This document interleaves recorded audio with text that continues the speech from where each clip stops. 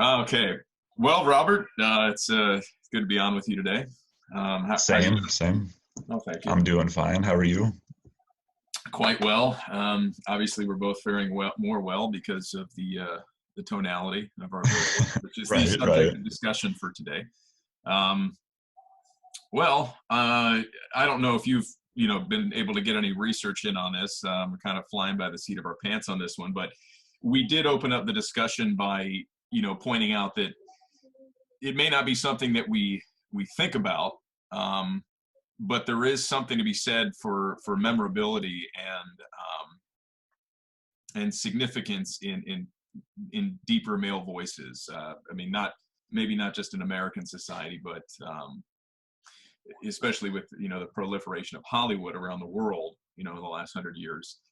Deep voices certainly have their iconic place. Would you agree? Oh, for sure. Actually, we were kind of discussing James Earl Jones Oh uh, yes. earlier, and which goes well with the Star Wars topic that was discussed earlier. But if you've seen, I don't know if you've ever seen like those YouTube videos of the actual actor who's playing Darth Vader when he tries to do his voice. It's really funny. He sounds like super like unintimidating, and he's just like the voice really like makes and breaks that character for sure. Right. You bring up an interesting point. Something I was kind of finding in my own research on the subject was that deeper male voices, you think about the evolution of humanity. I mean, we've all taken a college class on anthropology, I'm sure, at some point. But it's apparently, studies done by the, Philadelphia University would indicate that it has less to do with attracting mates, speaking to, reproduction, more so than it does to do with what you said, intimidation of other males. And when we look, speaking to Hollywood, and when we look at movies and television, some of the most significant voices, like James Earl Jones, a lot of the times his voice is selected for characters that are intimidating, Yes, like yes. like Vader, um, or Mufasa, intimidating as a king. He was obviously a good guy in that movie, but so some of the other names that we came up with, Sean Connery. He's the British spy. What are some other ones? Well, we had here, we got Alan Rickman, well known for being Severus Snape in Harry Potter. Yep. One sec. All right. Okay, go on. So, yeah, yeah. Like Ronald Weasley, that kind of deep tonal voice that kind of commands a, intimidating presence in the classroom. He's like one of the more like serious, well Ronald respected, Weasley. yeah, Yeah. one of the more well respected instructors there because he's so intimidating. And a Yep. lot of that has to do with his voice, I would imagine. So, Yep. You almost you hate him throughout most of the books, but you almost have to respect him. Yeah, just because of his yeah. presence throughout the book. Yeah. Hey Um, guys, sorry I was away for a second, but Oh, I gotta go for some of the like the deep like British voices for me. Terrence Stamp is a big one. I don't know if you know him. Like he was the Chancellor in the episode 1 that he gets like voted off. He has like a real deep voice. He played General Zod on Superman 2. oh, okay. Yeah, yeah, yeah, Yeah, yeah. great narrator. He narrated some documentaries I really like. huh. I recognize him. I'm not as familiar with his I wouldn't know any quotes. I mean, maybe that's just my own personal experience. I haven't, when I listening to to impersonations and stuff, maybe I haven't heard Terrence Stamp as much, but I do recognize him, and he's definitely been noted as having a deeper voice. Certainly, I appreciate that addition. Yeah, I like the sort of like British way of articulating too. So I kind of generate more towards that type of voice. Right. Intrinsically. And maybe it's just because we're Americans. I don't know if people in Britain feel the same way towards their own accents. But yeah, especially in Hollywood, you get a lot of British male actors with deeper voices that that become very iconic, like Alan Rickman, Benedict Cumberbatch. Oh yeah. That, I think Smaug was one of his first oh yeah roles where everyone really was like, who is this guy? And it just, and I don't think there was any sort of additional work done on his voice. I think they just stuck with the original quality. And I remember seeing the video of him like embodying the character of Smaug in like the CGI outfit, crawling around on the floor, drooling on himself, really getting into the character, but very impressive. And that's Cumberbatch is a great pick, because he's such a great performer in the way he carries himself. Christopher Lee similarly, I think. Sorry if I interrupted you. No, not at all. I'm trying to think of the quote from, I think it was from the movie Thor, the first one. But when Chris Hemsworth is when he's in the pub or whatever, and he drinks the beer, and then he smashes it on the ground. What is it? This is a worthy inclusion. Something like that. So Chris Hemsworth is another one. Obviously another British. I think he's British. Another British actor. He's Australian. Okay, he's Australian. Got it. I think. Yeah. But he's definitely got a lot of fan following. I bet Australians have a lot of them too. It seems like there's a lot of like adventurer types, like Hulk Hogan, a little bit. Maybe. Yeah. Definitely. Not as much as the British ones, but I feel like I know like Australian people who have like those sort of deep voices. But I can't really think of the some of the other actors.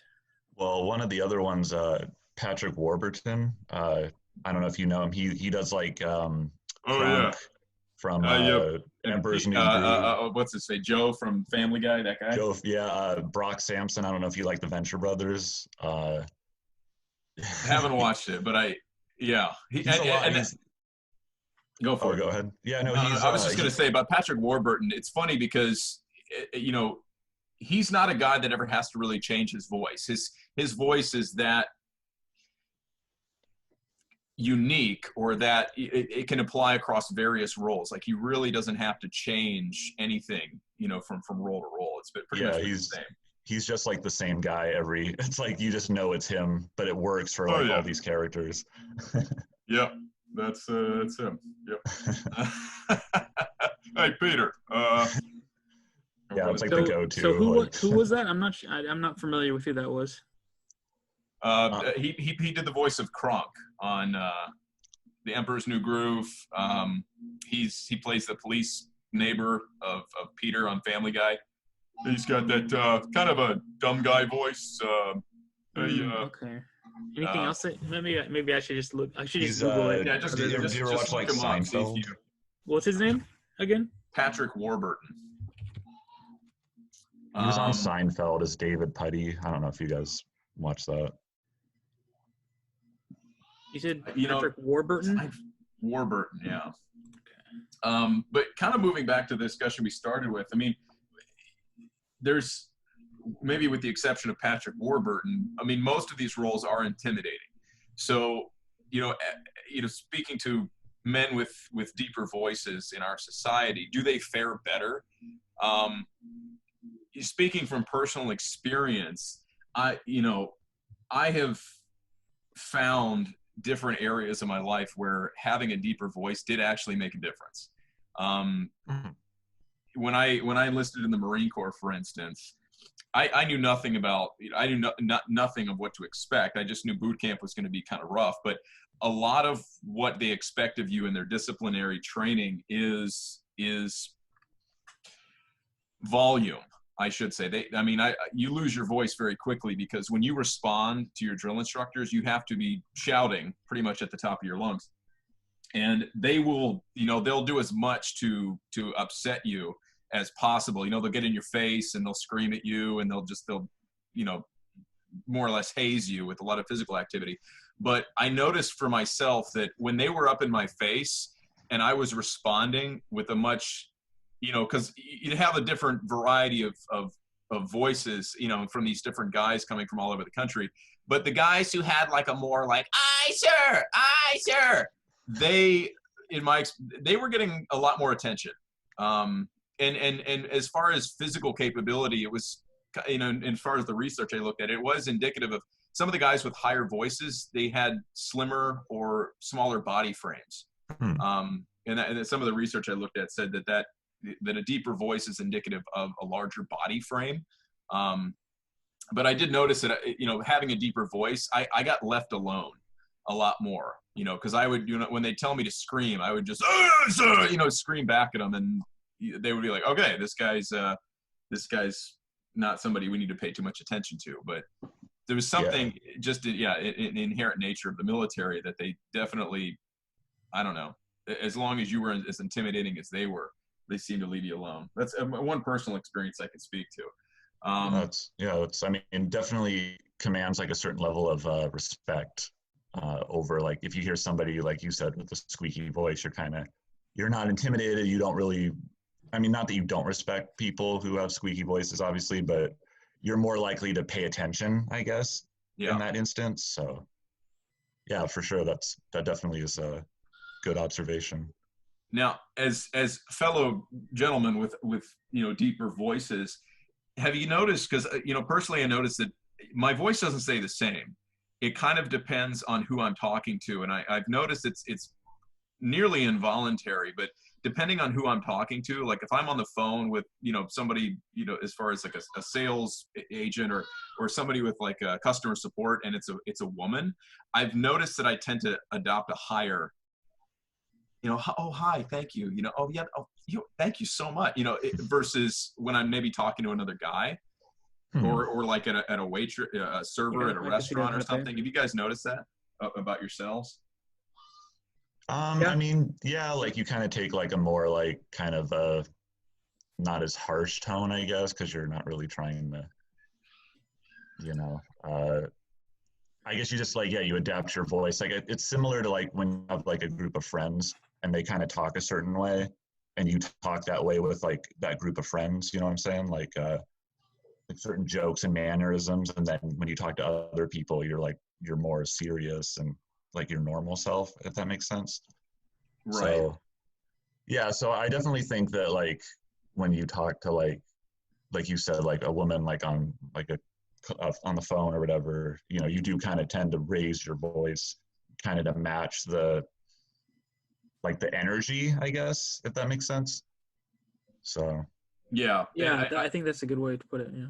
I think you pointed it out, because in the couple of research articles I read, in one research study that they did, it was pointed out that females, in regards to males with deeper voices, they were judged as more attractive because they conveyed that the speaker had a larger body frame, but found to be most attractive when tempered with a touch of breathiness, suggesting the speaker had a low level of aggression despite his large size.